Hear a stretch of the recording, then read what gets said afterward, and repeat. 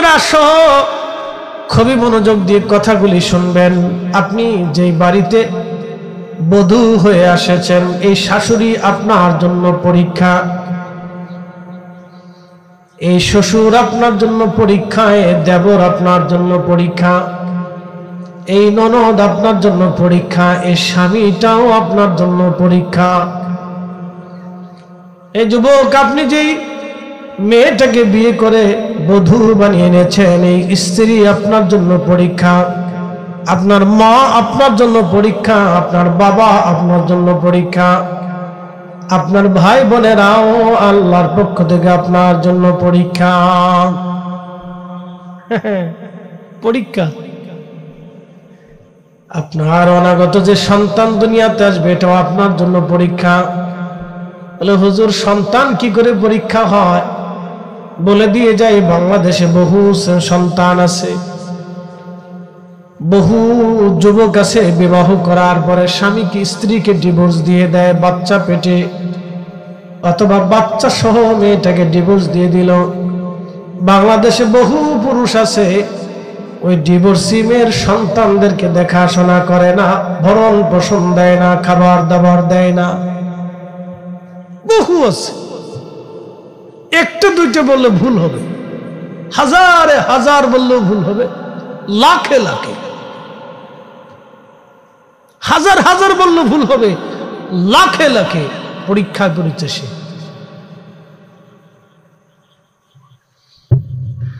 ওই সন্তান তার জন্য পরীক্ষা, ওই সন্তানটা তার জন্য পরীক্ষা, ওই স্ত্রী তার জন্য পরীক্ষা, সন্তান পরীক্ষা, ওই মেয়েটা পরীক্ষা। আপনি দুইজন স্ত্রী গ্রহণ করেছেন, দুইটা বিবি আপনার জন্য পরীক্ষা।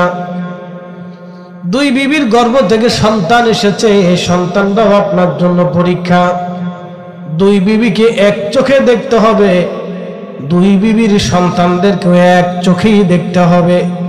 আপনার মেয়ে জন্ম নিয়েছে, এটাও পরীক্ষা। ছেলে জন্ম নিয়েছে, এটাও পরীক্ষা। প্রশ্ন রাখবেন, ফরিদি হুজুর কি পরীক্ষা? মেয়েকে যেই চোখে দেখবেন ছেলেকে সেই চোখে দেখবেন, ছেলেকে যেই চোখে দেখবেন মেয়েকে সেই চোখে দেখবেন। মেয়ে কোনোদিন যাতে বলতে না পারে বাবা মেয়ে হিসেবে আমাকে আদর করে নাই। পরীক্ষা। আপনি সুন্নত তো দেখতেছেন, আদর্শ দেখতেছেন, এটা আল্লাহর নবীর সুন্নত, কিন্তু আমি সুন্নতের আগে আপনার জন্য পরীক্ষায় পড়েছেন সেটা আপনাকে বুঝাইতেছি।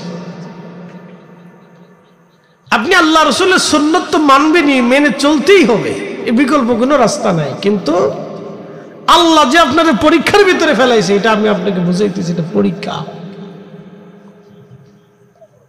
আল্লাহ আপনাকে কৃষক বানিয়েছে, এটাও পরীক্ষা। আল্লাহ আপনাকে ধনী বানিয়েছে, এটাও পরীক্ষা। আল্লাহ আপনাকে আলেম বানাইছে, এটাও পরীক্ষা। আমাকে বক্তা বানাইছে, এটাও পরীক্ষা।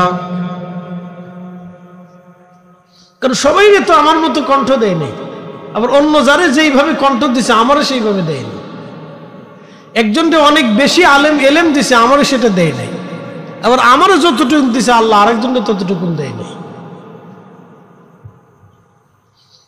ঠিক একজন ডাক্তার, তিনি ডাক্তার হিসেবে আল্লাহর পক্ষ থেকে পরীক্ষা। প্রশ্ন রাখবেন, ফরিদি হুজুর ডাক্তার কেন পরীক্ষায় পড়ল? যিনি ডাক্তার, এমনও রোগী তার কাছে গেছে, দরিদ্র মানুষ, পয়সা নাই, যদি ওই সময় ফ্রি চিকিৎসা না করায় তার জন্য পরীক্ষা। কি কথা ঠিক কিনা? পরীক্ষা। আমি পরীক্ষার কথা বলতেছি। আল্লাহ মানব সৃষ্টি করে পরীক্ষার ভিতরে আল্লাহ ফেলে দিয়েছে। কে হিন্দু হবে না বৌদ্ধ হবে না খ্রিস্টান হবে না মাজুসি হবে না মুসলিম হবে, সে পরীক্ষার ভিতরে আপতিত হয়েছে। বলে হুজুর কেন আমাদেরকে এত পরীক্ষার মধ্যে ফেলাইলো? গরু ছাগল রে ফেলাইলো না, উট দুম্বা ভেড়া বকরি রে ফেলাইলো না, অন্য কোনো জাতিকে ফেলাইলো না, মানব জাতির পরীক্ষায় আল্লাহ কেন ফেলাইলো? একটা চিন্তা করেন, গরুরে আল্লাহ যা দিছে মানুষে আল্লাহ তা দেয় নাই, মানুষে যাহা দিছে গরুরে আল্লাহ তা দেয় নাই। আপনারা বুঝার তৌফিক দিয়েছে, সুন্দর বাসস্থান দিয়েছে, আপনি নিজে রুটি রুজি করে খেতে পারেন, ইচ্ছা করলে সকালে যা ইচ্ছা খেতে পারেন, নতুবা না খেতে পারেন, কিন্তু আপনার গরুর জন্য সেইভাবে আল্লাহ দেয় নাই। গরুর মালিক তারে যা খাওয়াবে গরুর মালিক তাই খাবে, তার কোনো স্বাধীনতা নাই। কিন্তু মানব জাতির স্বাধীনতা আল্লাহ দিয়েছে। গরুর কোনো ইচ্ছা শক্তি নাই, কিন্তু মানব জাতির ইচ্ছা শক্তি আল্লাহ দিয়েছে, খেয়ার দিয়েছে। ইচ্ছা করলে সকালে বিরিয়ানি খেতে পারে, ইচ্ছা করলে রাত্রে খিচুড়ি খেতে পারে, ইচ্ছা করলে না খেয়েও থাকতে পারে, ইচ্ছা করলে ফল খেতে পারে, ইচ্ছা করলে ঘুরতে পারে, ইচ্ছা করলে যেতে পারে। গরু পারে না, ছাগল পারে না, ভেড়া পারে না, দুম্বা পারে না। আপনি সুন্দর বিছানায় ঘুমাইতে পারেন, কুকুর ইচ্ছা করলে সুন্দর বিছানায় ঘুমাইতে পারে না। আপনি যখন ইচ্ছা তখনই রান্না করে খেতে পারেন, কুকুর ইচ্ছা করলে রান্না করতে পারে না। এই জন্য ওদেরকে আল্লাহ পরীক্ষা দেন, আপনাকে পরীক্ষা ফেলেছে।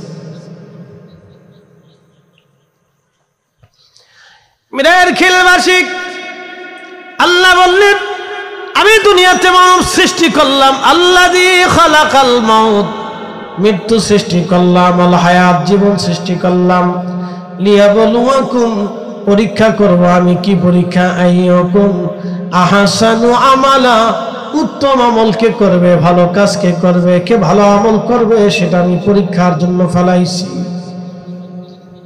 পরীক্ষা করব আমি আল্লাহ। তাম দুনিয়াটা পরীক্ষা, আল্লাহ পরীক্ষার মধ্যে ফেলিয়েছে। আপনি ধনী, আল্লাহ পরীক্ষার মধ্যে দিয়েছে। আপনি ডিসি, আল্লাহ আপনাকে ওই জেলা সম্পর্কে পরীক্ষার মধ্যে ফেলাইছে। আপনি ইমাম, আপনার ওই অঞ্চলের সব মুসল্লিনে আপনাকে পরীক্ষার মধ্যে ফেলানো হয়েছে। আপনি সবার নামাজ সামনে নিয়া আনা ইমামুল লিমান হাদারা ওয়া মা ইয়াহদুরু, এইভাবে দাঁড়াই আপনি নামাজে দাঁড়ায় গেলেন। আপনি ইমাম, সবার নামাজ আপনি কাঁধে করে দাঁড়িয়ে গেলেন। আপনি পরীক্ষায় পড়েছেন, সবার নামাজ নিয়ে পরীক্ষা। আপনি মুয়াজ্জিন, পরীক্ষা। আপনি সমাজ অধিপতি, আপনি পরীক্ষা। ওই সমাজ নিয়ে আপনাকে কিয়ামতের ময়দানে জিজ্ঞাসা করা হবে। আপনি রাষ্ট্রপতি, পরীক্ষায় পড়ে গেছেন, সারা রাষ্ট্র নিয়ে কিয়ামতের ময়দানে আপনাকে জিজ্ঞাসা করা হবে। প্রিয় উপস্থিতি হাজিরিন, খুব মনোযোগ দেবেন। মানব জীবনের পুরা জিন্দেগিটা পরীক্ষা, আল্লাহ পরীক্ষার মধ্যে ফেলেছেন। কি পরীক্ষা? আল্লাহ পরীক্ষায় ফেলাইলেন।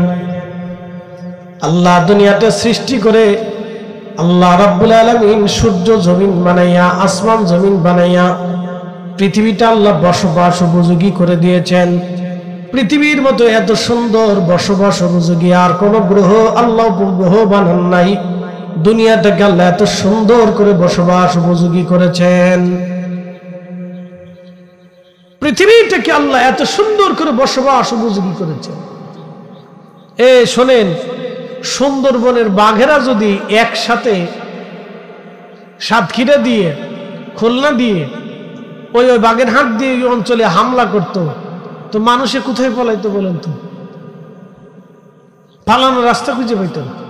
শত শত হাজার হাজার বাঘ ভাল্লুকে একসাথে যদি মানব জাতির উপর ঝাঁপায় পড়তো, আমাজন জঙ্গল থেকে যদি এই বন্য প্রাণীরা একসাথে যদি আপনার ব্রাজিল, আর্জেন্টিনা, মেক্সিকো এই অঞ্চলের মানুষের উপর ঝাঁপায় পড়তো, তো মানুষ কি করতো বলে? সারা পৃথিবী অশান্তিতে ভোগান্তিত। সারা দুনিয়ার সব জাতি যদি গর্ত থেকে বের হয়ে মানুষের দিকে ধেয়ে আসতো, মানুষ বিপদগ্রস্ত হয়ে যেত। কিন্তু না, আল্লাহ রাব্বুল আলামিন প্রত্যেকটা প্রাণীকে মানুষের প্রতি আনুগত্য এবং ভয় সৃষ্টি করে দিয়েছেন তাদের কলিজাতে। এই জন্য কঠিন গুকরা সাপও মানুষ দেখার পরে দৌড়ে পালানোর চেষ্টা করে যে আমি কোন দিকে পালাবো। এসব আল্লাহ রাব্বুল আলামিনের দয়া মানব জাতির উপর। এই জন্য আল্লাহ ওয়াজ করলেন, ফাবি আইয়ি আলাই রাব্বিকুমা তুকাযিবান।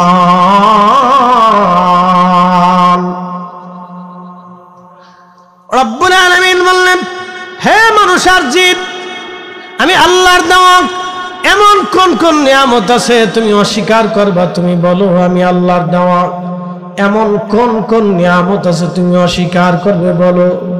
আল্লাহ এখানে ক্ষান্ত হন না, আরো জানাই দিলেন, যদি আমার নিয়ামত তোমরা মেনে না চলো, আমার হুকুম যদি তোমরা মেনে না চলো, আমার আইন যদি তোমরা মেনে না চলো, আমার বিধান যদি মেনে না চলো, হে বান্দা তাহলে বলো ইয়া আমার আল্লাহ বলেন ইয়া মা'আশারাল জিন্নি ওয়াল ইনস, এ মানুষ এবং জিন। আল্লাহ জিন এবং মানব জাতিদেরকে আল্লাহ ডাক দিলেন ইয়া মা'আশারাল জিন্নি ওয়াল ইনসি ইন ইসতাতা'তুম আন তানফুযু মিন আকতারিস সামাওয়াতি ওয়াল আরদি ফানফুযু লা তানফুযুনা ইল্লা বিসুলতান। হে মানব জাতি, হে জিন জাতিরা, যদি আমি আল্লাহর আইন তোমাদের ভালো না লাগে, আমার বিধান যদি ভালো না লাগে, আমার জিকির যদি ভালো না লাগে, আমার সালাত যদি ভালো না লাগে, আমার তাসবিহ যদি ভালো না লাগে, আমার দুনিয়ার বিধানাবলী যদি ভালো না লাগে, তাহলে তোমরা আমি আল্লাহর সালতানাত ব্যতীত, আমি আল্লাহর মুলকিয়াত ব্যতীত যদি অন্য কোথাও জায়গা পাও তো অন্য কোথাও তোমরা চলে যাও। আমি আল্লাহর সালতানাত থেকে তোমরা বের হয়ে যাও, দেখো আমি আল্লাহর সালতানাতের বাহিরে কোথাও যেতে পারো কিনা। না না না, তোমরা আমি আল্লাহর সালতানাতের বাহিরে কখনো যেতে পারবে না। এ মানুষ এবং জিন, যদি পারো তুমি আল্লাহর সীমানার বাইরে চলে যাও, দেখো চেষ্টা করে পারো কিনা। না, কখনোই পারবে না। আল্লাহর সালতানাতের বাহিরে কখনোই যেতে পারবে না। যদি চেষ্টা করো তো যাও, যাও দেখো আল্লাহর সালতানাতের বাইরে যেতে পারো কিনা। কখনোই যেতে পারবেন না। আল্লাহর সিদ্ধান্তের বাহিরে আপনি যেতে পারবেন না। আল্লাহ আপনার নিজের উপরে কিছু দিয়ে দেন নাই। আপনি ইচ্ছা করলে একটা চোখ বানাইতে পারেন না। আপনি ইচ্ছা করলে আপনার শরীরের উপর নিয়ন্ত্রণ নিতে পারেন না। বলে হুজুর কেমনে? যদি পারতেন তাহলে মানুষ বৃদ্ধ হতো না। যদি নিজের স্বাস্থ্য ধরে রাখতে পারতো তাহলে সে মানুষ অন্ধ হতো না, ল্যাংড়া হতো না, বোবা হতো না, বৃদ্ধ হতো না, দৃষ্টিহীন হতো না, অসুস্থ হতো না। আমাদের বডির নিয়ন্ত্রণ আল্লাহ আমাদের কাছে দেন নাই, আল্লাহ তার নিজের কাছে রেখে দিয়েছেন। হায়াতের নিয়ন্ত্রণ আল্লাহ আমাদের কাছে দেন নাই, তার নিজের হাতে রেখে দিয়েছেন। মৃত্যুর নিয়ন্ত্রণ আমাদের কাছে দেন নাই, নিজের হাতে রেখে দিয়েছেন। আমাদের রিজিকের নিয়ন্ত্রণ আল্লাহ আমাদের হাতে দেন নাই, আল্লাহ তার নিজের হাতে রেখে দিয়েছেন। কি খাবেন এটাও আল্লাহ বরাদ্দ করে দিচ্ছে, এর বেশি বাইরে যেতে পারবেন না। আল্লাহ তার নিজের নিয়ন্ত্রণে রেখে দিয়েছেন। প্রিয় উপস্থিতি, খুব মনোযোগ দিবেন। এই জন্য আমরা পরীক্ষার মধ্যে পড়ে গেলাম। আদম আলাইহিস সালাম কাঁদলেন আর বললেন আল্লাহ এরা আমার সন্তান, আপনি সবাইকে সমান করে দেন, ধনী বানায়েন না, দরিদ্র বানায়েন না। আল্লাহ বললেন না, আমার আদম আমি পরীক্ষা করার জন্য দুনিয়াতে পাঠাইলাম। ধনী পরীক্ষায় পড়ে গেছে, ধনী পরীক্ষায় পড়ে গেছে। বলে হুজুর ধনী কিভাবে পরীক্ষায় পড়লো বুঝাই দিয়ে যায়। আমাদের দেশের অনেক ধনী আছে, গরিবদেরকে তারা মানুষই মনে করে না। অনেক ধনী আছে, গরিবদেরকে মানুষই, অনেক ক্ষমতাওয়ালা আছে, অনেক ক্ষমতাওয়ালা আছে, বিরোধী দলকে তারা মানুষই মনে করে না। কি কথা কন ঠিক কিনা? অনেক ধনী আছে, ক্ষমতা ধনী হওয়ার পরে গরিবদেরকে মানুষই মনে করে না। অনেক অফিসার আছে, বড় অফিসার হওয়ার পরে নিজের অধীনস্থদেরকে মানুষই মনে করে না। এরকম তারা গর্ব করে, অহংকার করে, অহমিকা করে। একবার ক্ষমতায় আসলে বিরাট অহমিকা হয়ে যায়, তারা দিশেহারা হয়ে যায়। না, আল্লাহ তাকে পরীক্ষার মধ্যে ফেলে দিয়েছে, পরীক্ষার মধ্যে আল্লাহ ফেলে দিয়েছে, পরীক্ষায় ফেলে দিয়েছে, পরীক্ষার ভিতরে আল্লাহ তাকে ফেলে দিয়েছে। পরীক্ষা সে নিজেও বুঝতেছে না, সে পরীক্ষার ভিতরে আছে। একটা কথা মনে রাখবেন, সারা জীবন বুঝে রাখবেন, আমার এই কাপড় জুব্বার কাপড় বানানোর জন্য এখানে গরিবের হাত, আমার চশমাটা বানানোর জন্য গরিবের হাত, আমার আংটি বানানোর জন্য গরিবের হাত, আমার ঘড়ি বানানোর জন্য এখানে গরিবের হাত আছে। আপনার মুখের মধ্যে যে খাবার আসে, দামি দামি সুন্দর সুন্দর খাবার, এই খাবার তৈরি করার জন্য গরিবের হাত। আপনি ধনীরা, এই শত শত কোটি টাকার মালিকরা জমিনে কাজ করে না, শত শত কোটি টাকার মালিকরা তাঁতের কাজ করে না, শত শত কোটি কোটি টাকার মালিকেরা এই সাধারণ কাজ করে না। আপনি যে ওষুধ খান, এই ওষুধের কাঁচামাল উৎপাদন করার জন্য গরিবের হাত। বিরাট বড় আলিশান প্রাসাদ বানানোর জন্য গরিবের হাত, প্রত্যেক জায়গা গরিবের হাত, রাষ্ট্র গঠনে গরিবের হাত। আপনি যে এমপি হয়েছেন এখানেও গরিবের হাত। আপনি গরিবের ভোট না বলে এমপি হতে পারতেন না, আপনি গরিবের সমর্থন না হলে আপনি চেয়ারম্যান হতে পারতেন না। এই এমপি মন্ত্রী চেয়ারম্যান হয়ে যাওয়ার পরে আর গরিব মানুষের খোঁজ খবর তারা নেয় না। এটাই হলো পরীক্ষায় ফেল। কথা বলেন ঠিক কিনা? গরিব মানুষের ভোট, কিন্তু এরপরে আসার পরে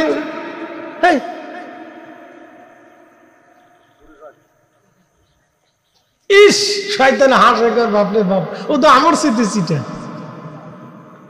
শয়তান হাসে গো, আমার স্মৃতি বড় চিটা। আমি 9 লক্ষ বছর ইবাদত করছিলাম, ও তো 9 বছরের জিন্দিগি পাইয়া 90 বছরের জিন্দিগি পাইয়া ও যা শুরু করছে তো আমারও ফেল করে ফেলছে।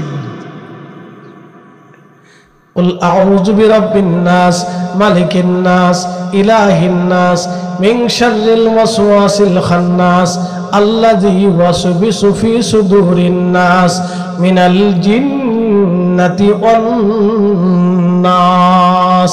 মানুষ শয়তান, জিন শয়তান, মানুষ শয়তান, জিন শয়তান, মানুষ শয়তান, জিন শয়তান। কি শয়তান? মানুষ শয়তান, জিন শয়তান। মিনাল জিন্নাতি ওয়ান নাস, মানুষ শয়তান, জিন শয়তান, মানুষ শয়তান, জিন শয়তান। অনেকে মাঝে মধ্যে আফসোস করেন, হুজুর আমরা হাদিসে শুনেছি মাহে রমজান আসলে শয়তান রে বলে আল্লাহ শিকল দিয়ে বেঁধে রেখে, তাহলে রমজানে এত শয়তানি কেমনে হয়? আল্লাহ জিন শয়তান রে বেঁধে রাখে, কিন্তু মানুষ শয়তান রে তার আল্লাহ বাঁধে নাই। ঠিক কর না কেউ বলে? আল্লাহ জিনে শয়তানরে বাঁধছে, কিন্তু মানুষ শয়তানরে তো বাঁধে নাই। এই জন্য রমজান আসলে দেখবেন শয়তানি শুরু হয়।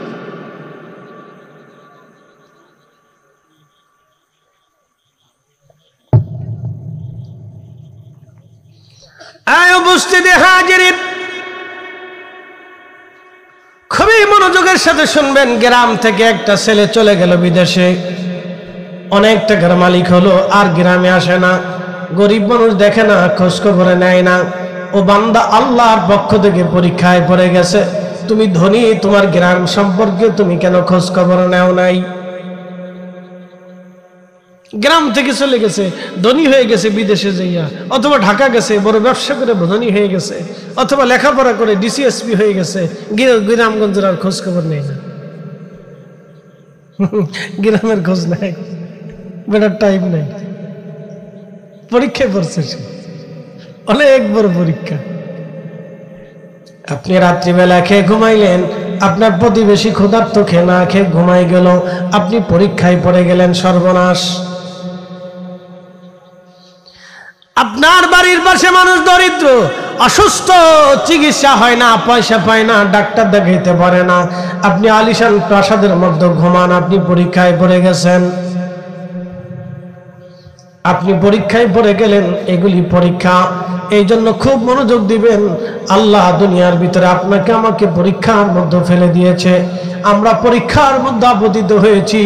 পরীক্ষা কি? আইয়ুকুম আহসানু আমালা, কে ভালো কাজ করবে আল্লাহ সেটা দেখার জন্য দুনিয়াতে পাঠাইলো।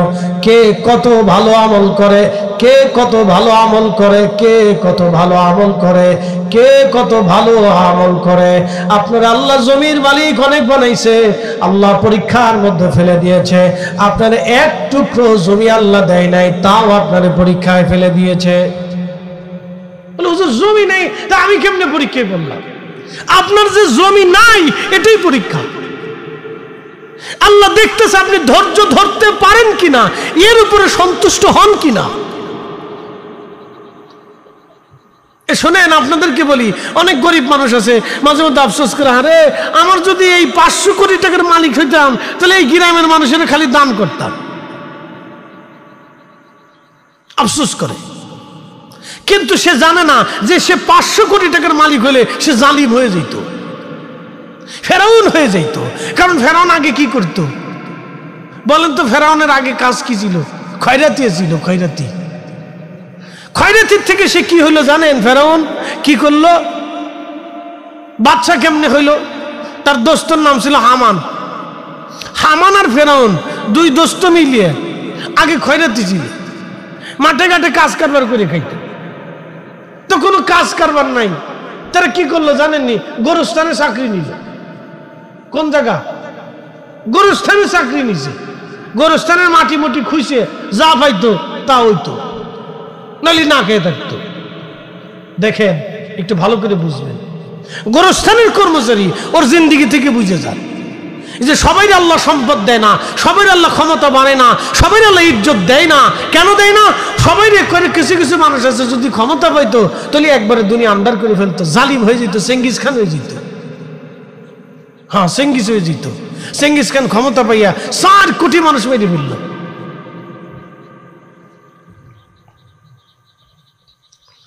প্রিয় উপস্থিতি, খুব মনোযোগ দেবেন। ফেরাউন আর হামান দুইজনে গোরস্থানে চাকরি নিল। গোরস্থানে চাকরি নেওয়ার পরে মানুষ মারা যাইতো, কবর খুঁজতো, ওখানে কবরস্থ করা হতো, পয়সা করে যা পাইতো কোনো রকম চলতো। কিন্তু এলাকায় মহামারী লেগে গেল। মহামারী লেগে গেল। হামান আর ফেরাউন দুইজনে চিন্তা করলো, মহামারী তো লাগছে, ব্যবসা আমাদের ভালো। কি বুঝলেন? ব্যবসা ভালো, মহামারী তো লাগছে, ব্যবসা আমাদের ভালো। এবার একটা কাজ করা যায়। বলে কাজটা কি? বলে আমরা বেশি করে এবার ট্যাক্স আদায় করব। যারা মানুষ মারা যাবে কবরস্থ করতে হলে পয়সা বেশি করে দিতে হবে। তারা ট্যাক্স বাড়াই দিল, টাকা বাড়াই দিল। কবর দিতে হলে এত টাকা দেওয়া লাগবে। ঢাকা শহরে অনেক গোরস্থানে দেখবেন কবর দিতে হলে টাকা দিতে হয়। টাকা, ভালো পয়সা গুনতে, নাহলে কবর দিতে দেবে না। চিন্তা করেন, গোরস্থানের জায়গার দাম কত? সব সিটারি ব্যবসা। গোরস্থানেও সিটারি আছে। হাই হাই হাই, বন্ধু খুব মনোযোগ দেন। হামান আর ফেরাউন দুইজনে মিলে গোরস্থানের ট্যাক্স বাড়াই দিল। এইভাবে মহামারীতে বহু মানুষ মরতে লাগলো। একটা পর্যায়ে তারা অনেক ধনী হয়ে গেল। ধনী শুধু হয় নাই, ধনী আল্লাহ বানাইতে বানাইতে মিশরের বাদশা আল্লাহ বানাই দিল ফেরাউন রে। ফেরাউনকে দোস্ত রে, তোরও তো আমি ছাড়তে পারবো না, তুই আমার ছোটকালের দোস্ত, আই দুইজনে মিলে আমরা দেশ শাসন করি। ফেরাউন হয়ে গেল বাদশা, আর ফেরাউনের দোস্ত হামান রে বানাইলো প্রধান উজির। দুই বন্ধু দেশ চালাইতে চালাইতে চালাইতে চালাইতে অনেক বড় প্রভাবশালী বাচ্চা হয়ে গেল, ধনী বাচ্চা হয়ে গেল, একেবারে আমেরিকার মতো হয়ে গেল। আমেরিকার মতো যখন হয়ে গেল তখন এই ফেরাউনরা হামানে কয়, বন্ধু তুমি তো অনেক বড় বাচ্চা হয়ে গেছো, তাহলে এখন তুমি নিজের খোদা দাবি করতে পারো, তুমি এই দেশের খোদা। তখন ফেরাউন প্রলোভনে পড়ে কয়, আনা আমি বিরাট বড় খোদা। জোরে বলবেন কি নাউজুবিল্লাহ। আনা রাব্বুকুমুল আলা, একবার জোরে করনা নাউজুবিল্লাহ। আমি সবার বড় খোদা। বড় খোদাই নিজের দাবি করলো। আল্লাহ মুসা আলাইহিস সালাম রে তার কাছে পাঠাইলাম, মুসা তারে দাওয়াত দাও, তারে বুঝাও, তারে বুঝাও, তারে বুঝাও, তারে বুঝাও।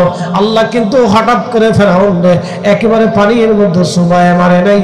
আল্লাহ মুসা আলাইহিস সালাম তার কাছে দাওয়াত পাঠাইছে, তারে বুঝাও, তারে বুঝাও, তারে দাওয়াত দাও, তারে দাওয়াত দাও, তারে দাওয়াত দাও, তারে বুঝাও, তারে দাওয়াত দাও, তারে বুঝাও। এই আমার দিকে তাকান, ভালো করে তাকান। এই সারা দুনিয়াতে সনাতনী হিন্দু আছে না?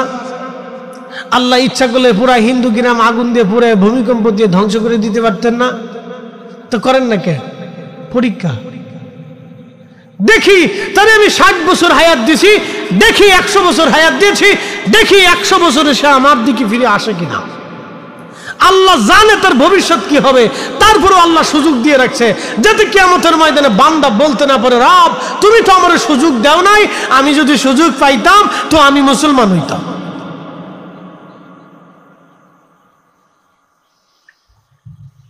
খুবই ভালো করে শুনে যাবেন।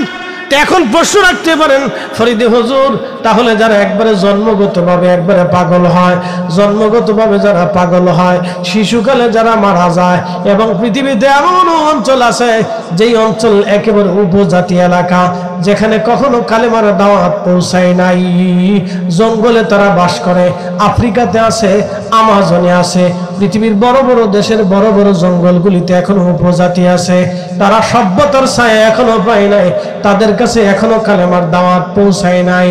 তখন তারা কিয়ামতের ময়দানে তাদের কাছে কি হবে? তাদের ফয়সালা আল্লাহ কেমনে করবে? প্রশ্ন রাখতে পারেন, তাদের ফয়সালা আল্লাহ সুন্দরভাবে করবে। প্রশ্ন রাখতে পারেন ফরিদে হুজুর, তো তাদের ফয়সালা কেমন হবে যারা জন্মগতভাবে পাগল হয়ে গেছে, অথবা পাগল হয়ে মারা গেছে, অথবা শিশুকালে মারা গেছে, যারা কালেমাও বুঝে নেই, দিনও বুঝে নেই, দুনিয়াও বুঝে নেই, তারা বুঝার আগেই খবরে চলে গেছে, তো আল্লাহ তাদের ফয়সালা কেমনে করবে?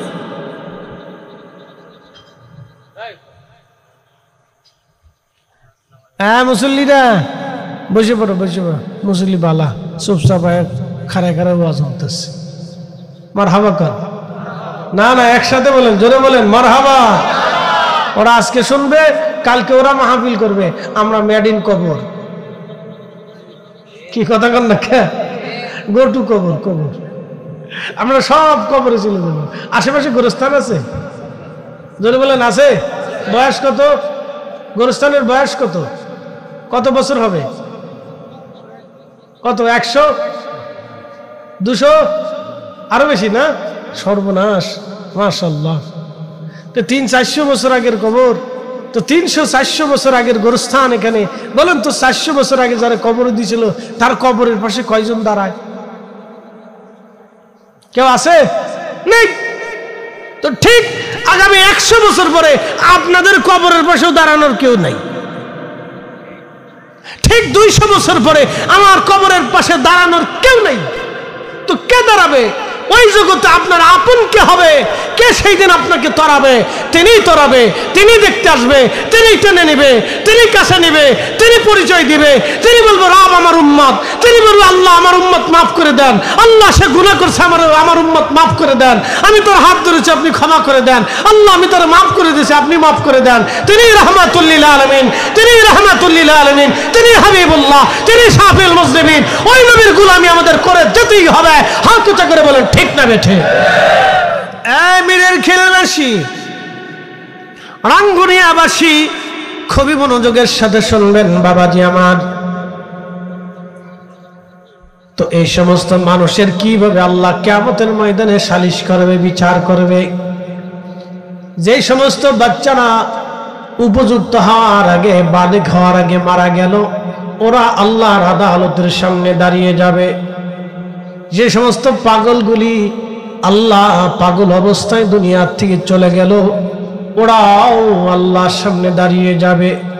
যে সমস্ত উপজাতিগুলি জঙ্গলের মধ্যে বসবাস করে সারা জীবনেও কোনোদিন এই সভ্যতা এবং কালেমার দাওয়াত তাদের নসিবে কোনোদিনও হয় নাই, এমন জনপদ দুনিয়াতে গেছে বা হয়েছে যাদের কাছে কখনো কালেমার দাওয়াত পৌঁছায় নাই, ওরাও আল্লাহর আদালতের সামনে দাঁড়িয়ে যাবে। আল্লামা ইমাম আব্দুর রহমান জালালউদ্দিন সুয়ুতি রাহিমাহুল্লাহ, বিশ্ববিখ্যাত মুহাদ্দিস, ইলমের এমন কোন শাখা নাই যেখানে ইনি কিতাব লিখে না গেছে। ওনার জিন্দেগির মধ্যে আসছে প্রায় 1500 কিতাব উনি লিখে গেছেন। ইলমের এমন কোন দিক নাই যেখানে তিনি কিতাব না লিখে গেছেন। উনি এত বড় একজন ইমাম ছিলেন, 2 লক্ষ হাদিসের হাফিজ ছিলেন তিনি, 2 লক্ষ হাদিসের হাফিজ ছিলেন তিনি। ওনার উস্তাদ ইমাম হযরত আসকালানী আশ-শাফিঈ, যিনিও 2 লক্ষ হাদিসের হাফিজ ছিলেন। ইমাম সুয়ুতি, উনি ওনার জমানার ভিতর অনেক বড় আল্লাহর ওলি এবং মুজাদ্দিদ ছিলেন। এত বড় মুজাদ্দিদ ছিলেন, এত বড় ওলি ছিলেন। উনি মুরাকাবাতে, মুশাহাদাতে আল্লাহ রসুলের, আল্লাহর হাবিবের সঙ্গে জীবনে 75 বার নবীজির সাথে তার দিদার হয়ে গেছে। শুনলে খুশি হবেন, উনি সেই মহান ইমাম যিনি মিলাদুন নবী, ঈদে মিলাদুন নবী সাল্লাল্লাহু আলাইহি ওয়াসাল্লামের উপরে কিতাব লিখে এই উম্মতকে তিনি ধন্য করে দিয়ে গেছেন। যারা মিলাদুন নবীর বিরোধিতা করে তারা হযরত ইমাম সুয়ুতির জুতা টানার যোগ্যতা রাখে না। কথা বলেন ঠিক কিনা? নেই, পৃথিবীতে কোনো আলেম নেই মানে জুতা টানবে সেই যোগ্য কোনো আলেম নেই। উনি এই মিলাদুন নবী মাহফিলের পক্ষে উনি কিতাব রচনা করে দিয়ে একেবারে সমাধান বাতলি দিয়ে গেছে। ওনাদের সমাধানের পরে আমাদের আর কারো সমাধানের প্রয়োজন নাই। কথা বলেন ঠিক কিনা? কোন মসজিদের খতিব সাহেব ইমাম সাহেব কি বললো ওগুলি দেখার টাইমই নেই। কোন মাদ্রাসার মুহতামিম সাহেব প্রিন্সিপাল প্রধান ফকি মুহাদ্দিস আর শাইখুল হাদিস আর কোন দেশের এই মুফতি আজম কি বললো ওটা দেখার সময় নেই। আইম্মায়ে মুস্তাহিদিন সমাধান যেখানে দিয়ে গেছে আমাদের আর কারো সমাধানের প্রয়োজন আমরা মনে করি না। কথা বলেন ঠিক না বেটা? বেটা ফতোয়া দিয়ে বন্ধ করতে চায়, ও নিজেও জানে না সে পরীক্ষায় পড়ে গেছে। ওনার ফতোয়ায় ঘোড়ার ঘাস কাটবে না কিয়ামতের মাঠে, ওইগুলো কাজ হবে না। একটা কথা মনে রাখবেন, রাহমাতুল লিল আলামিন সম্পর্কিত কোন নেক কাজকে কেউ যদি বিতর্কিত করার চেষ্টা করে তাহলে সে ভয়াবহ পরীক্ষার মধ্যে পড়ে গেল। কারণ মেহবুবে আলার সম্মানের দিকে তাকাইয়া আল্লাহ কিন্তু কাউকে ছেড়ে দেবে না, এটা মনে রাখবেন। রাসূল করিম সাল্লাল্লাহু আলাইহি ওয়াসাল্লামের মহান মর্যাদার দিকে তাকাইয়া সাহাবায়ে কেরাম পর্যন্ত হিমশিম খাইতেন। বড় বড় ওলি বুজুর্গরা দরবারে মুস্তাফাতে যে নিজের জুতা খুলে ফেলতেন। ইমাম মালিক ইবনে আনাস রাহিমাহুল্লাহ, তিনি বিশ্ববিখ্যাত সেই মদিনার ইমাম, এত বড় ইমাম, লক্ষ লক্ষ হাদিসের হাফিজ, মদিনাতে তিনি ইমামতি করতেন। 80 বছরের জীবনে কোনদিন নবীর ইজ্জতের দিকে তাকাইয়া একটা সেকেন্ডের জন্য মদিনাতে জুতা পরেন নাই, একটা বারের জন্য মদিনাতে থুতু নিক্ষেপ করেন নাই, একটা মুহূর্তের জন্য মদিনার হাউদের ভিতরে সীমানার ভিতরে, মদিনার সীমানা কতদূর? মদিনাতুল মুনাওয়ারা মসজিদে নববী থেকে একেবারে যদি আপনি মদিনা ইউনিভার্সিটি পর্যন্ত যান, ওয়াদি আল মুবারাক, মদিনা ইউনিভার্সিটির সামনে একটা ওয়াদি আছে, একটা উপত্যকা আছে, একটা ছোট্ট খাল আছে, ক্যানেল আছে, নদী আছে, এটাকে বলা হয় ওয়াদি আল মুবারাক। এটা আরেকটা নাম ওয়াদি আল আকিক, সেখান থেকে পাথর থেকে আকিক পাথর তৈরি করা হয়। সেই ওয়াদি আল মুবারাক, ওয়াদি আল মুবারাকের পরে যে মদিনা ইউনিভার্সিটি, তার পরে যাওয়ার পরে স্থান হচ্ছে মদিনার হাউদ, মদিনার সীমানা, একবার উহুদ পাহাড়ের শেষ সীমানা পর্যন্ত মদিনার হাউদ। অথচ এই পুরা রাস্তা তিনি পায়ে হেঁটে, যে খালি পায়ে হেঁটে মদিনার হাউদের বাইরে যে পেশাব পায়খানা করতেন। জীবনের 80টা বছর এইভাবে কাটিয়ে দিয়েছেন শুধু দরবারে মুস্তাফার ইজ্জতের দিকে তাকাইয়া। আর আপনি আসছেন মিলাদুন নবী সাল্লাল্লাহু আলাইহি সাল্লাম, আমার রাসূল সম্পর্কিত মাহফিল বন্ধ করার জন্য। লজ্জা করা উচিত উম্মতের, শরম করা উচিত। এই মাহফিলটা আল্লাহ রসুলকে কেন্দ্র করে, তার বোঝা উচিত এই মাহফিলটি সাজানো হয়েছে নবীকে কেন্দ্র করে। মসজিদে নববী মদিনা মুনওয়ারা কেন হলো? রসুলকে কেন্দ্র করে। মসজিদে নববীর দাম কেন হলো? নবীকে কেন্দ্র করে। রিয়াজুল জান্নাহ মসজিদে নববীতে কেন হলো? রসুলকে কেন্দ্র করে। হুজরা মোবারকে জিব্রাইল কেন আসলো? নবীকে কেন্দ্র করে। কোরআন শরীফ আমরা কেন পেলাম? রসুলকে কেন্দ্র করে। দ্বীনকে কেন পেলাম? করে। আমরা তাওহীদকে কিভাবে বুঝলাম? রসুলকে কেন্দ্র করে। আখিরাত কিভাবে বুঝলাম? নবীকে কেন্দ্র করে। আল্লাহ এক কিভাবে বুঝলাম? নবীকে কেন্দ্র করে। জান্নাত জাহান্নাম কিভাবে চিনলাম? রসুলকে কেন্দ্র করে। সাহাবায়ে কেরাম যুদ্ধের ময়দানে নিজেদের কলিজাগুলি কুরবানি করে দিলেন কিকে কেন্দ্র করে? রসুলকে কেন্দ্র করে। সাহাবায়ে কেরাম নিজেদের জীবন যৌবন সন্তান সন্ততি স্ত্রী পুত্র পরিজন সব এক পাশে রেখে দিয়ে জিহাদের ময়দানে নিজেদের কলিজা কাটা খুন করে রক্ত জমিনে বিছিয়ে দিলেন। কেন দিলেন? রসুলকে কেন্দ্র করে। আর আপনি আসছেন রসুলকে কেন্দ্র করে সে মাহফিল বন্ধ করার জন্য। লজ্জা করা উচিত আপনার। প্রিয় উপস্থিতি হাজিরিন, খুবই মনোযোগের সাথে শুনবেন। আমি যে কথা বলছিলাম কিয়ামতের ময়দানে মাহশরের মাঠে সেই দিন সবাইকে আল্লাহ ডাক দিবে, পাগলকে ডাক দিবে, যাদের কাছে কালেমার দাওয়াত পৌঁছায়নি আল্লাহ তাদেরকেও ডাক দিবে। দুনিয়ার ভিতরে উপযুক্ত হওয়ার আগে যে বাচ্চা কবরে চলে গেল আল্লাহ সেই বাচ্চাকেও ডাক দিবে।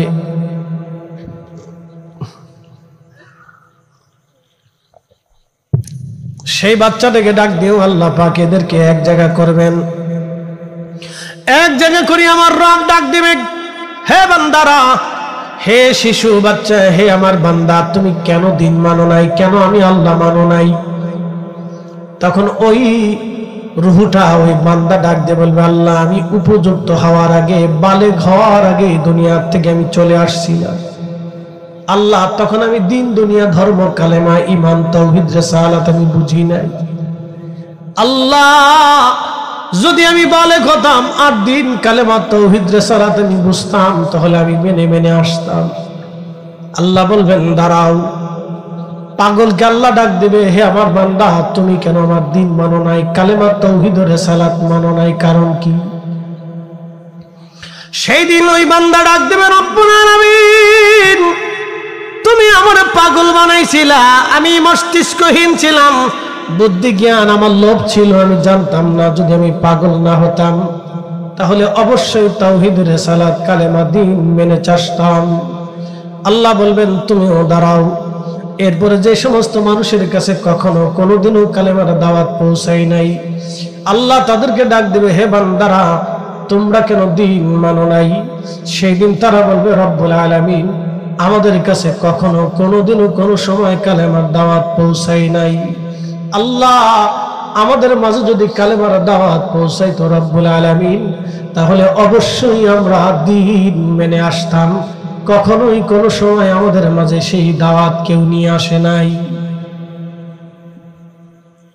তিন গ্রুপ আল্লাহ একত্রিত করে দাঁড়া করা বলবে, তোমরা কি আমি রব মানো? সেদিন ওই শিশুকালে যে বাচ্চা মারা গেল, পাগল হয়ে যে মারা গেল, কালেমার দাওয়াত যার কাছে পৌঁছাইলেন যে মারা গেল, তিন গ্রুপ বলবে, হ্যাঁ রব, আপনি আমাদের রব, আমরা মেনে নিলাম। আমি যা হুকুম করব তাও কি তোমরা মানবা? বলে, হে রব, আপনি মালিক আমাদের, আপনি খালিক আল্লাহ, আমরা জানি আপনি আমাদের রব, আপনি যা বলবেন আমরা তাই মেনে চলবো। আল্লাহ তখনই বলবে, হে আমার বান্দারা, তাহলে এখনই তোমরা জাহান্নামে চলে যাও, আমি আল্লাহ তোমাদেরকে জাহান্নামী বানায় দিলাম। যাও, জাহান্নামে চলে যাও, এক্ষুনি যাও, এক্ষুনি যাও, জাহান্নামে চলে যাও।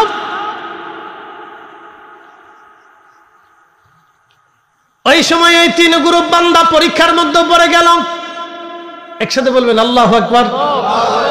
কিসের মধ্যে পড়ে গেল? পরীক্ষা। এখন আমরা কিসের মধ্যে আছি? পরীক্ষা। জোরে কোন না, কিসের মধ্যে আছি? জোরে বলে। আজকে পরীক্ষার ওয়াজ করতেছি। আজকের ওয়াজ হলো পরীক্ষার ওয়াজ। আমাদের জিন্দেগিটাই পরীক্ষা। আমরা এখানে বসে আছি পরীক্ষা। জিন্দেগিটা পরীক্ষার ভিতরে আল্লাহ ফেলে দিয়েছে, পরীক্ষার ভিতরে আছি আমরা। সেই সময় কিয়ামতের ময়দানে ওই তিন গ্রুপ আল্লাহ পরীক্ষার মধ্যে ফেলে দিলেন। আমরা এখন পরীক্ষার ভিতরে আছি। দুনিয়াটা পরীক্ষার জায়গা, মনে রাখবেন। সেই সময় আল্লাহ বলবেন, যাও, এক্ষুনি তোমাদেরকে জাহান্নাম দিয়ে দিলাম, এক্ষুনি দৌড় দিয়ে জাহান্নামে চলে যাও। তখন এক দল দৌড় দিবে জাহান্নামের দিকে, আর এক দল দাঁড়ায় থাকবে। জাহান্নামের দিকে একদল দৌড়ায় দৌড়ায় যাচ্ছে, রব হুকুম দিছে চলে যায়, সাথে সাথে দৌড় মারছে। আর এক দল দাঁড়ায় আছে। দাঁড়ানো দলকে আল্লাহ বলবেন, হে আমার বান্দারা, তোমরা কেন দাঁড়ায় আছো? আয় বান্দাগুলি বলবে, রব্বুল আলামিন, তুমি তো আমাদের রব, কিন্তু আল্লাহ জাহান্নাম তো কঠিন শাস্তির জায়গা, আমাদের ভয় লাগে। আল্লাহ আমরা ভয় পাইতেছি, জাহান্নামে যাইতে মন চায় না। আমার আল্লাহ তখনই ডাক দিবে, বান্দারে, ও বান্দা, ও বান্দা, আজকে আমারে দেখছো, আমার হাসর দেখছো, আমার জাহান্নাম দেখতেছো, জান্নাত দেখতেছো, আমার সব তোমরা দেখতেছো, ফেরেশতা দেখতেছো। আজকে হাসরের মাঠ কায়েম হয়ে গেছে। বান্দারে, আমি আল্লাহ সরাসরি হুকুম পাওয়ার পরেও তুই আমার হুকুম মানিস নাই, হুকুম না মেনে দাঁড়ায় আসিস। তোরা দুনিয়াতেও আমার হুকুম মানতি না, অতএব এক্ষুনি যা, তোদেরকে জাহান্নামী বানাই দিলাম। তোরা আমারে কখনোই মানতি না, এখন যেহেতু মানো নাই তখনও মানতা না।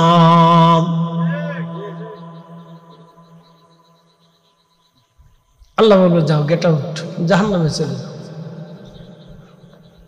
যেই দল জাহান্নামে দৌড়াই যেতেছে আল্লাহ তাদেরকে ডাকবে, এ বান্দারা দাঁড়াও। তো ফিরে থাকে, ইয়া রব্বি, আবার ডাকতেছেন, দাঁড়াও, এদিকে আসো। রবের সামনে দাঁড়িয়ে যাবে সেজদায়, বলে ইয়া রব, আপনি আমাদেরকে ডাকতেছেন, বান্দা জাহান্নামে কেন যাও? বলে আল্লাহ, আপনি আমাদের রব, আপনি হুকুম করেছেন, আপনার হুকুম আমরা কিভাবে অমান্য করতে পারি? আল্লাহ আপনি রব আমাদের, আপনি যাহা হুকুম করেছেন আমরা বান্দা হিসেবে, গোলাম হিসেবে তাই মেনে আমরা জাহান্নামের দিকে চলে যাইতেছি।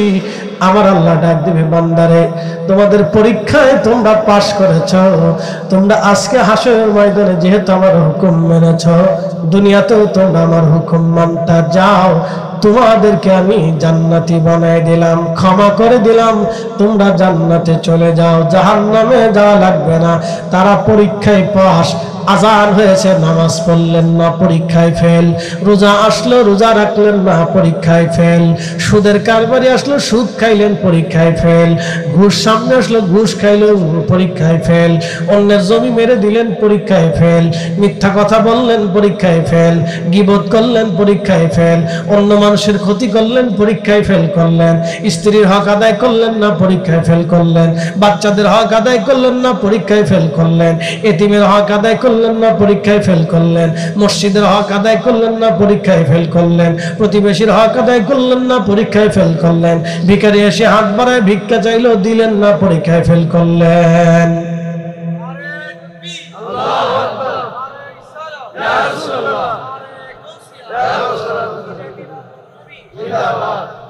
পরীক্ষায় ফেল, পরীক্ষায় ফেল, করবেন না ইবাদত, করবেন না গোলামি, পরীক্ষায় ফেল। পরীক্ষায় ফেল করছেন আপনি, পরীক্ষায় ফেল, পরীক্ষায় পাস করা লাগবে। এই জন্য প্রত্যেকের জীবনের ক্ষেত্রে নেকামল নেকামল নেকামল নেকামল। আল্লাহ বলেন, ইন্নাল্লাযীনা আমানু ওয়া আমিলুস সালিহাতি উলাইকা হুম খায়রুল বারিয়া। ইমানে আমলে, ইমানে আমলে, ইমানে আমলে, আগে ইমানের কথা বলছে, এজন্য আমরা সুন্নি সুন্নি করি, কথা কন না ঠিক কিনা? ইমানে আমলে, ইমানে আমলে, জোরে বলেন ইমানে আমলে, জোরে বলেন ইমানে আমলে, আরো জোরে বলেন ইমানে আমলে। এই জন্য ইমান আহলে সুন্নাত ওয়াল জামাত, জোরে বলেন ইমান আহলে সুন্নাত ওয়াল জামাত, এটা ইমানের সাবজেক্ট। ইমান হচ্ছে আহলে সুন্নাত ওয়াল জামাত, এটা হলো ইমানের সাবজেক্ট। ইন্নাল্লাযীনা আমানু ওয়া আমিলুস সালিহাতি উলাইকা হুম খায়রুল বারিয়া। ইমানে আমলে, ইমানে আমলে যারা পাকা, আমার আল্লাহ বললেন দুনিয়ার জগতের মধ্যে তারা সেরা, তারা শ্রেষ্ঠ, তারা সেরা, তারা সম্মানিত। জাযাউহুম ইনদা রাব্বিহিম জান্নাতু আদনিন তাজরি মিন তাহতিহাল আনহারু খালিদিনা ফিহা আবাদা।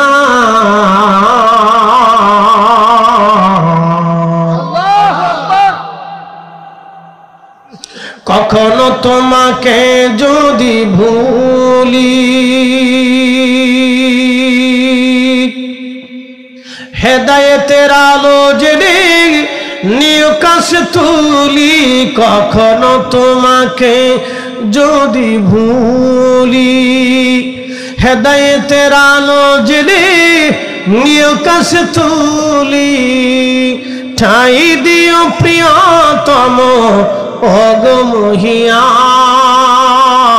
অগমহিয়ান, তুমি রহমান, তুমি মেহেরবান। অন্ধ গাহে না শুধু তোমারি গুণগান, বুঝে বুঝে না তবু শান, তুমি রহমান তুমি মেহেরবান, তুমি রহমান তুমি মেহেরবান। আল্লাহ বলেন জাযাউহুম ইনদা রাব্বিহিম জান্নাতু আদনিন তাজরি মিন তাহতিহাল আনহার। ইমানে আমলে কেউ যদি পাকা হয়, আমার আল্লাহ বলেন জাযাউহুম ইনদা রাব্বিহিম জান্নাত, আমি রব্বুল আলামিন তার জন্য একটা জান্নাত বানিয়েছি। জান্নাতু আদনিন তাজরি মিন তাহতিহাল আনহার, এই জান্নাতের তলদেশ দিয়ে নহর প্রবাহিত হবে, একটা মধুর নহর, শরবতের নহর, দুধের নহর, পানির নহর। এতই স্বচ্ছ হবে, দুধের চেয়ে সাদা, এত সুন্দর চমৎকার সাদা হবে, মধুর চাইতে চমৎকার মিষ্টি হবে, আর মিষ্কাম্বরের চাইতে সুঘ্রাণময় হবে, স্বচ্ছ পানি হবে, পানি দেখলেই মন চাবে দারুণ পানি, চমৎকার পানি, পানি স্বচ্ছ পানি, একেবারে সুন্দর পরিষ্কার পানি দেখা যাবে। আমি দেখেছিলাম ওই যে আপনার আরব সাগরের পরে লোহিত সাগরের পানি নীল দেখা যায়, বড় সুন্দর দেখা যায়। হজ করে যাওয়ার পরে আমি লোহিত সাগরের পরে গেলাম ঘুরে আসি দেখার জন্য।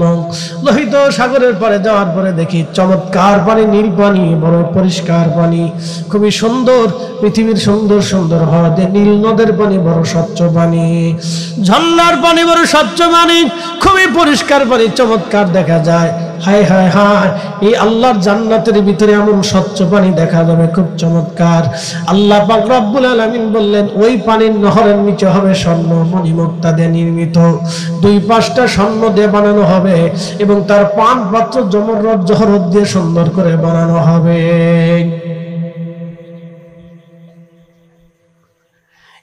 এই জান্নাতের তলদেশ দিয়ে নহর প্রবাহিত হবে। কতদিন তোমরা এই জান্নাতে থাকবা? আমার রব, আমার আল্লাহ বললেন খালিদিনা ফিহা আবাদা, চিরদিন জান্নাতে থাকবা, চিরদিন, কখনো তুমি আর জান্নাত থেকে বের হবে না। তুমি যে ঢুকবা আর কখনো তোমার চিন্তা থাকবে না, পেরেশানি থাকবে না।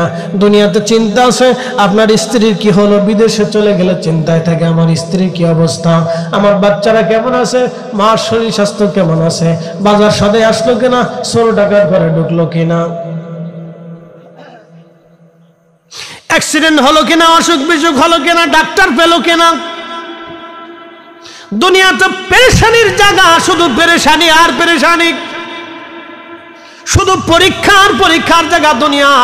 কিন্তু আল্লাহর জান্নাতে তো মধুময় জায়গা হবে, কোনো চিন্তা থাকবে না, চিন্তার লেশ থাকবে না, কোনো দুঃখের লেশ মাত্র থাকবে না। কখনো সেখান থেকে আর কেউ কোনোদিন বের হবে না, একবার ঢুকবে একেবারে আবাদুন আবাদা, কখনো সেখান থেকে আর বের হবে না। তো সেই জিন্দেগির জন্য কি নিয়ে গেলেন? এই দুনিয়াতে আল্লাহ পরীক্ষায় পাঠাইছেন সেই জিন্দেগির জন্য। পরীক্ষায় যদি পাশ করতে না পারেন তাহলে সর্বনাশ হয়ে যাবে। পরীক্ষায় পাশ করা লাগবে। আল্লাহর নবীর সুন্নতের পরীক্ষা, আল্লাহর দেওয়া ফরজ বিধানের পরীক্ষা, ওয়াজিব বিধানের পরীক্ষা, হক হালালের পরীক্ষা আল্লাহ দিয়ে দুনিয়াতে পাঠাইছেন। আল্লাহ যেটা হালাল করেছেন সেটা হালাল, যেটা হারাম করেছেন সেটা হারাম। আল্লাহ যেটা আইন করেছেন সেটা আইন, যেটা নিষেধ করেছে সেটা নিষেধ। আমার নবী যেটা করেছেন করব, করতে নিষেধ করেছেন ছেড়ে দিয়ে দেব। এইভাবে যদি জিন্দেগি চালাইতে পারেন তাহলে আশা করা যায় পরীক্ষায় আমরা পাস। কষ্ট হইতেছে? দুনিয়া কিসের জায়গা? পরীক্ষা। জোরে বলেন কিসের জায়গা? পরীক্ষা। পরীক্ষায় পড়েছেন, পরীক্ষায় পড়েছেন, পরীক্ষায় পড়ে গেছি আমরা। উপায় নাই, উপায় নেই, পরীক্ষায় পড়ে গেছি।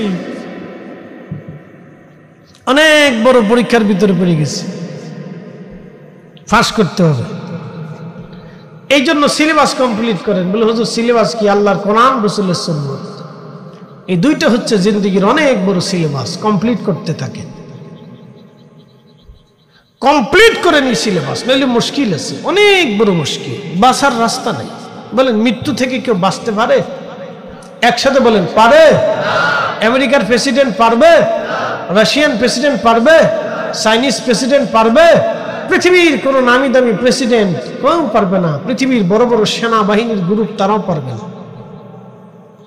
দুনিয়ার সবচেয়ে বড় চিকিৎসা বিজ্ঞানী বর্তমান যিনি আছেন, নোবেল অস্কার বুঝাই পেয়েছেন, পারবে?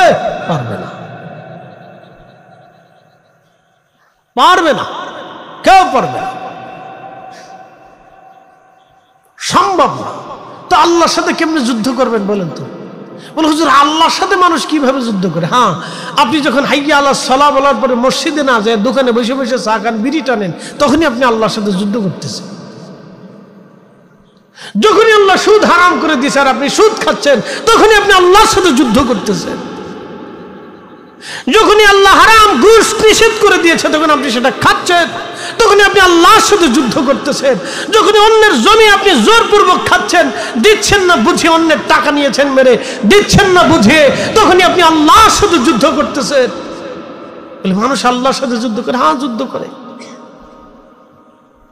তখনই আপনি আল্লাহর সাথে যুদ্ধ করতেছেন। প্রিয় উপস্থিতি হাজিরিন, কেউ আল্লাহর সাথে যুদ্ধ করে কোনোদিন কেউ টিকবে না, টিকা সম্ভব হবে না। এই জন্য দুনিয়াটা পরীক্ষার জায়গা। এই জন্য পরীক্ষার জায়গা, আল্লাহ পরীক্ষা করার জন্য দুনিয়াতে পাঠিয়েছেন। আল্লাহ আরো বলে দিয়েছেন, বান্দারে যদি ভালো না লাগে তাহলে আমার সালতানাত থেকে বের হয়ে চলে যাও। আল্লাহর সালতানাত থেকে বের হয়ে যাওয়ার কোনো সুযোগ আমাদের নাই। পরীক্ষা দিতে হবে, পরীক্ষায় পাশ করা লাগবে। আল্লাহ আমাদের পরীক্ষায় পাশ করার তৌফিক দান করুন। জোরে আওয়াজ তুলে বলেন আমিন। একটা ঘটনা বলে আপনাদের কাছ থেকে বিদায় নিব। ইমাম জৌজি রহিমাহুল্লাহ তিনি তিনার কিতাবের ভিতরে 900 বছর আগে একটা কৌল লেখছেন, একটা ঘটনা লিখছেন, একটা কাসাস লিখছেন। মিশরীদেরকে, মিশরি বাচ্চাদেরকে ফেরাও বলা হতো। ফারাও, ফারাও, ফারাও বা ফেরাও, ফেরাউন যেটাই বলেন আর কি। তো মিশরের বাচ্চাদেরকে, মিস্রি বাচ্চাদেরকে ফেরাউন বলা হতো। আমাদের এই অঞ্চলের আগে বাচ্চাদেরকে মুঘল সালতানাত, মুঘল, ব্রিটিশ, নবাবী, নবাব বলতো না, এরকম বিভিন্ন এলাকার বাচ্চাদের বিভিন্ন ধরনের নাম আছে।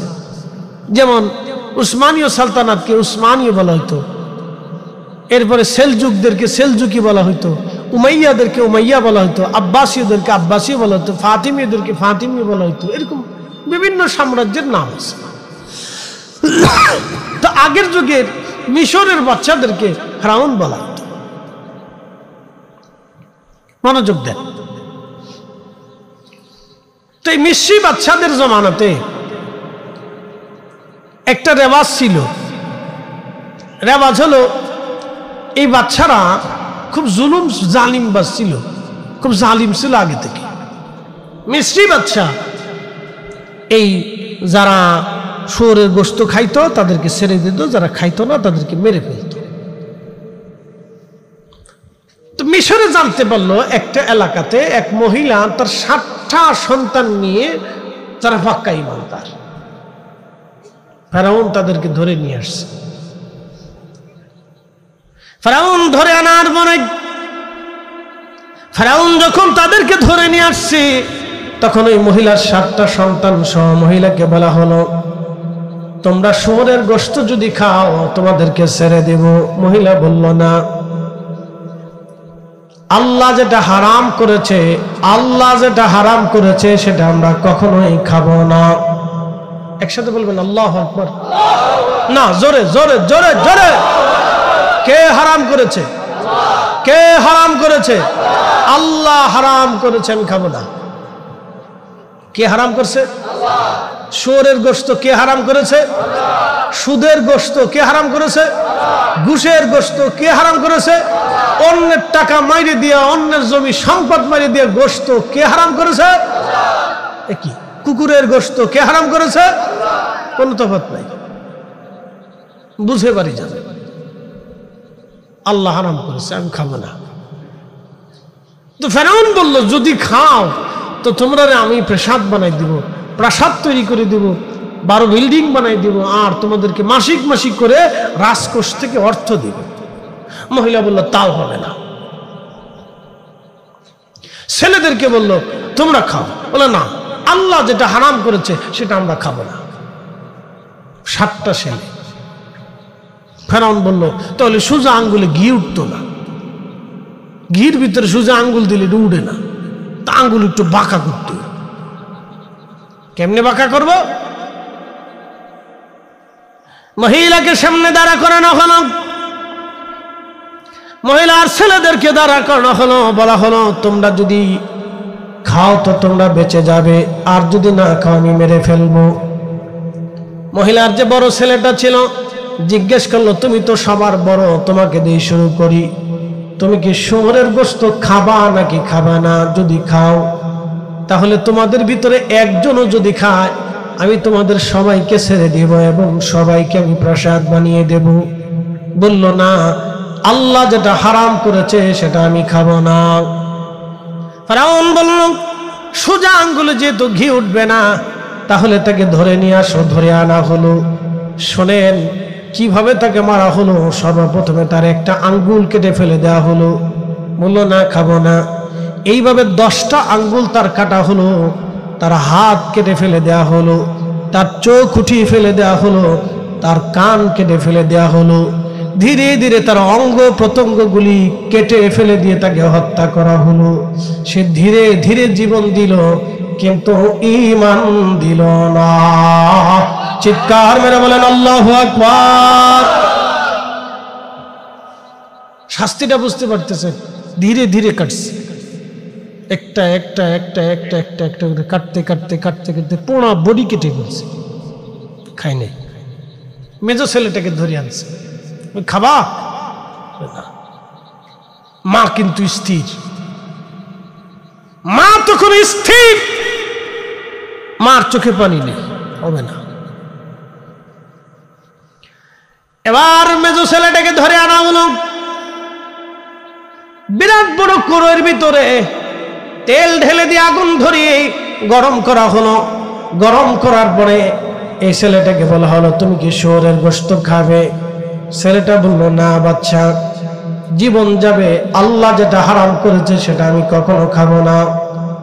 তখন এই ছেলেটাকে হাত পা রশিতে বেঁধে দিয়ে উত্তপ্ত তেলের ভিতরে ধীরে ধীরে ধীরে ধীরে নামানো হলো।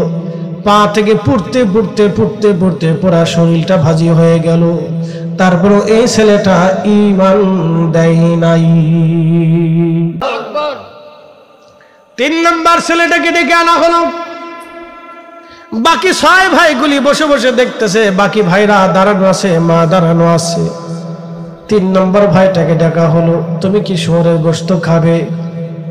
তখন এই ভাইটা বলল, ফেরাউন তুমি দুর্বল আর আমার আল্লাহ সবল, আমি সবলের হুকুম বাদ দিয়া দুর্বলের হুকুম মেনে জাহান্নামে যাওয়ার বোকামি কাজ আমি আল্লাহর বান্দা হয়ে কখনোই করব না। আল্লাহু আকবার। তখন ফেরাউন বলল, কি বললি আমি দুর্বল? তো তোরে দেখাচ্ছি দুর্বল কিভাবে হই। ইমাম জৌজি রাহিমাহুল্লাহ লিখতেছেন, তখন তাকে শাস্তি দেওয়ার জন্য ফেরাউন তার মুখের চামড়া উঠাইলো। শুধু চামড়া মুখেরটা উঠাই নাই, একবারে মুখ থেকে মাথা থেকে পোড়া বডির চামড়া তার ছুরি দিয়ে কেটে কেটে কেটে কেটে চামড়া উঠাইয়া লবণ মেরে দেওয়া হলো। আল্লাহর বান্দা এইভাবে চিৎকার মেরে মেরে যন্ত্রণা নিয়ে নিয়ে শহীদ হয়ে গেল, কিন্তু বেঈমানের সামনে মাথা নত করে নাই। এইভাবে প্রত্যেকটা সন্তানকে মায়ের চোখের সামনে শহীদ করে দেয়া হলো। এবারে ছোট্ট বাচ্চা, যেটা কেবল ছোট্ট বাচ্চা বালক, 4-5 বছর বয়স হবে, এই বালক বাচ্চাটাকে কাছে নিয়ে মা দাঁড়িয়ে আছে। ফেরাউন বলল, এ নারী, তোমার এই ছোট্ট বাচ্চাটাকে বোঝাও, সে যদি একটা টুকরাও শুয়োরের গোশত খায় আমি তোমাকে ছেড়ে দেব, তোমার এই বাচ্চা ছেড়ে দেব, তুমি তারে বুঝাও। মা চিন্তা করলো, আমার বাচ্চাটা ছোট, যদি ফেরাউন ভয় দেখায়, ভয় পেয়ে গেলে যদি শুয়োরের গোশত খেয়ে ফেলে দেয়, তাহলে আমার এই বাচ্চাটা একেবারে পথহারা হয়ে যাবে। তখন মহিলা বলল, আমি আমার বাচ্চাটাকে তো বুঝাবো, আমাকে একটু নিরিবিলি একটা ঘরের ভিতরে নিয়ে জায়গা করে দাও, দেখি আমার বাচ্চাটারে বুঝাইয়া সে শুয়োরের গোশত খায় কিনা। ফেরাউন মনে করছে এবার বুঝি মহিলা নরম হয়ে গেছে।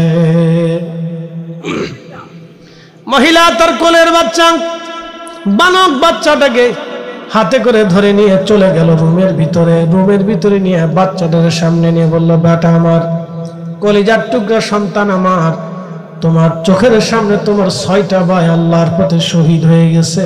তারা শহরের গোশত খায় নাই, কাফেরের সামনে মাথা নত করে নাই রে বেটা। ছেলে আমার, তোমার 6টা ভাই আল্লাহর জান্নাতে, মেহেশরে আল্লাহর জান্নাতে চলে গেছে। হাসরের ময়দান কায়েম হবে ছেলে আমার। সেই দিন তোমার 6টা ভাই আল্লাহর আরশে মুআল্লার নিচে তারা জায়গা পাবে।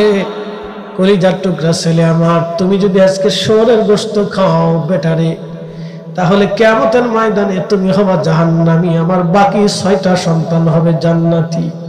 ছেলেরে, ভাইদের থেকে তুমি জুদা হইও না। ছেলে আমার, ভাইদের থেকে জুদা হইও না, জুদা হইও না। কলিজার টুকরা ছেলে আমার, আমি তোমার মা, তোমার বাকি 6 ভাইদেরকে আমি 2 বছর করে দুধ পান করিয়েছিলাম। ছেলেরে, তুমি ছোট ছিলা, তুমি একটু পুষ্টিহীন হয়েছিলা, তোমার পুষ্টি বাড়ানোর জন্য আমি মা তোমারে 4 বছর দুধ পান করিয়েছি। তোমার প্রতি আমার হক বেশি, অধিকার বেশি। ছেলে আমার, আমি মা বলতেছি, সাবধান, জীবন দিবা কিন্তু ঈমান দিবা না। তখন ছেলেটা ডাক দেখে, মা আপনি কি মনে করছেন আপনি কি মনে করছেন আমি ফেরাউনের কথায় শহরের গোশত খাবো? আমি আরো চিন্তায় ছিলাম, আপনি নি আমারে ওই হারাম খাওয়ার জন্য আপনি পরামর্শ দেন কিনা। মা চিন্তার কারণ নাই মা, আমার 6টা ভাই জান্নাতে চলে গেছে, আমি ওই জান্নাতেই যেতে চাই। খুব মনোযোগ দেন। এবার ফেরাউন বলতেছে, বাচ্চা তুমি কি খাবে? বলে, না ফেরাউন, আমার 6 ভাই জান্নাতে চলে গেছে, আমিও যাব। একসাথে বলবেন আল্লাহু আকবার। ফেরাউন এই ছেলেটাকে মেরে ফেললো। মহিলাকে বলল, মহিলা তুমি কি খাবে? মহিলা বলল, আমার 6টা সন্তান কলিজার টুকরারা আমার সামনে শহীদ হয়েছে। ফেরাউন, কি মনে করিস আমি কি তোর কথায় জাহান্নামে চলে যাব রে ফেরাউন? না না, তা হবে না। আমি মা আমার সামনে 7টা সন্তান কুরবানি দিতে পেরেছি, এখন নিজেকে কুরবানি দেওয়ার পালা। মহিলাও জান্নাতে চলে গেল। আল্লাহু আকবার। এই 7টা সন্তান সহ এই মহিলাকে যেখানে দাফন করা হয়েছিল, তাদের কবর থেকে জান্নাতের ঘ্রাণ আসতো। এমনকি আল্লাহর নবীজি মেরাজে যাওয়ার সময় দালাইলুন নবুয়তের ভিতরে এসেছে, এই মহিলাদের এবং সন্তানদের কবরের পাশ দিয়ে যাওয়ার সময় নবীজি লক্ষ্য করলেন কবরের ভিতর থেকে জান্নাতের ঘ্রাণ আসে। জিবরাইলকে বললেন, জিবরাইল, এরা কারা যাদের কবর থেকে এখনো ঘ্রাণ আসে? জিবরাইল বলেন, হুজুর, এরা সেই মা, সেই সন্তান যারা ঈমানের পরীক্ষায় আল্লাহর দরবারে টিকে গিয়েছিল, তাদের কবর থেকে এখনো জান্নাতের ঘ্রাণ আসে।